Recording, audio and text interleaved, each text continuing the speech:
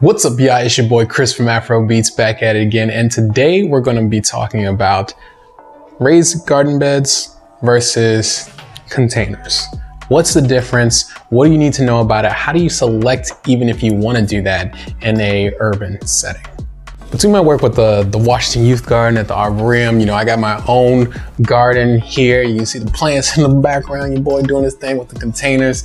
You got containers outside. I've just had plenty of experience, and I've noticed a couple of patterns between, the two types of growing mediums. So I want to share my thoughts on it today.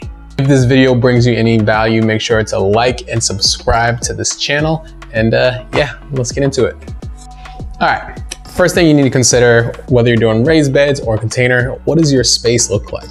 Do you have enough light in that space? What kind of space do you have? Are you growing on a balcony? Are you growing on a porch? Are you growing in your backyard?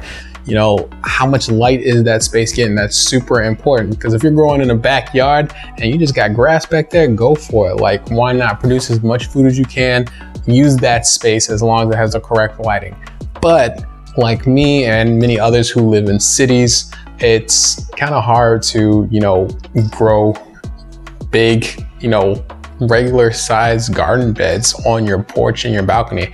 Not saying it's impossible, not saying I haven't seen people do it on a smaller scale, but when you're thinking about conserving space and growing variety and different types of fruits and veggies and things like that, you really want to consider probably container gardens, because it will allow you to kind of control the surface area without things taking over too much. So just outside of my window, I have a space that can fit about 3 to 5 containers. Actually, I can even fit more than that. I could probably fit like up to 10 containers on my porch. But if I was doing a raised garden bed, I can only probably put 2 or 3 there. And so I'm growing a variety of things. I'm growing eggplant, I'm growing tomatoes, I got some peppers going. I'm also growing in grow bags. And so I not only have different types of containers, but a variety of different things I grow as well. Raised beds are typically great for backyard spaces, front yard spaces if you have it, something with a little bit more range. Next, you want to talk about maintenance. With gardening, any type of gardening, there's going to be a certain level of maintenance to care and keep your plants alive pretty much. So you have to think about watering, which I think is like one of the biggest factors. If you're doing raised beds, you might want to try irrigation systems. You can do hand watering, but those can get kind of big at times. So if you're not ready for that, that's something you have to consider. I do containers. You also have to water as well too, but what I like about containers is that they are self-watering, and you can create them, and they're they cover a little bit more of a smaller surface area. So if you're doing a container, that will definitely go a long way.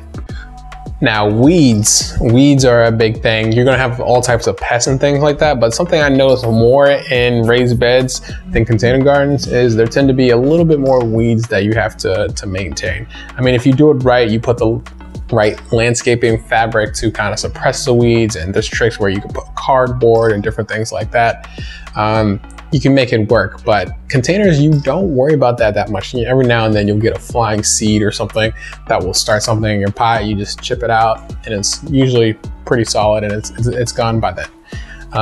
But also, I guess if you do have an irrigation system, raised garden beds aren't that bad. I would say a benefit to the raised garden beds is sometimes if you have a good soil, you don't have to go out and buy a ton of soil. So you can use the soil on your property to kind of build up whatever medium you're going to be growing in. And so that's a benefit. I feel like with container gardens, you're really starting from scratch for the soil. You're either building your own or you're buying it at the store, which could, cost a lot. Don't get me wrong, you're still buying soil for your raised beds, but at least you have a little something more to work with. Now, on the other hand, if you have really bad soil, that is going to affect how your plants grow. It's going to affect, what you're doing. Yeah, it's not easy. Like if you have a very clay soil, for example, I know at the youth garden, we have like a little bit of a clay soil for some of our beds. It doesn't do well for like root vegetables, like carrots per se. But if you have the right soil, you can go a little bit further than you would otherwise. I'm curious, put in the comments below, what is your most difficult part of gardening? You know, what really grinds your gears that gets you frustrated about gardening? Drop that in the comments below. I'm curious. Next thing you want to consider is food volume. Okay, so if you're growing in a raised bed, you're going to get far more production as far as volume and mass and poundage of food than you would in any container. You just can't compete with that. It's just a greater surface. And so if you're feeding a family, you got 3 or 4 kids, you're trying to feed, you know, you're trying to do something like that, think about a raised bed. That's probably the way to go with that. Now, on the other hand, container gardens, yes, you can grow a lot of food and there is ways to do it, but you are limited.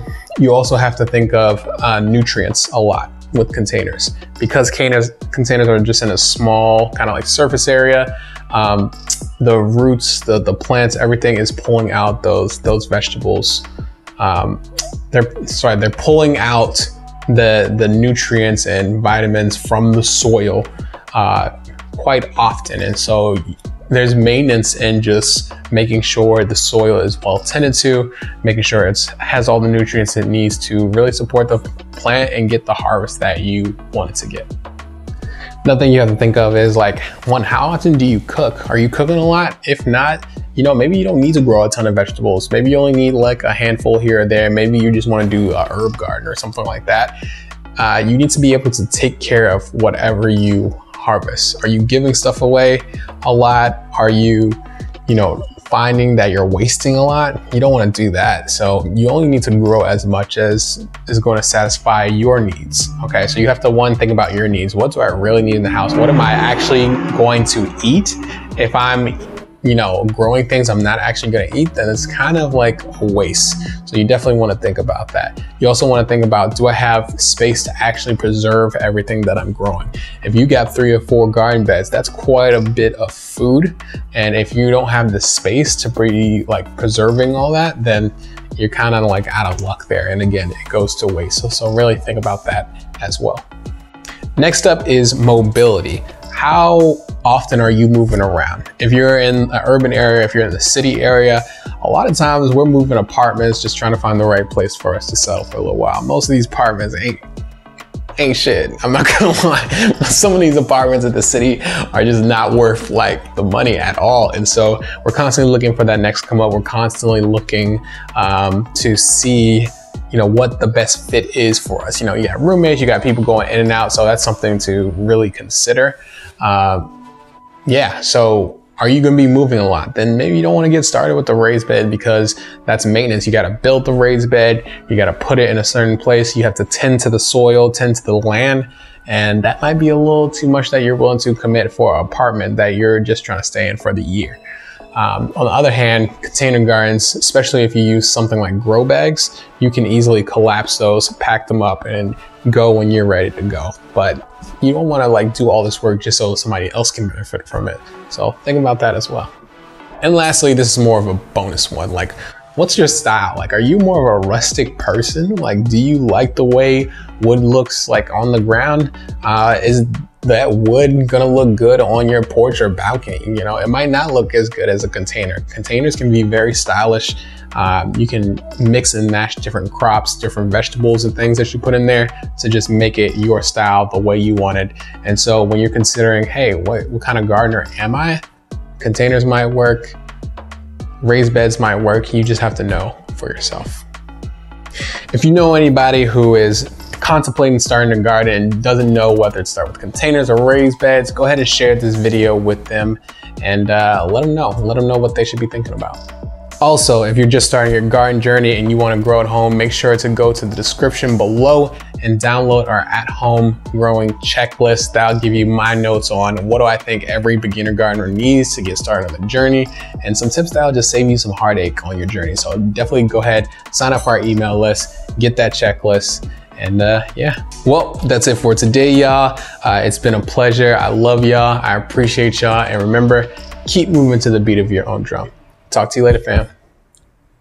Peace.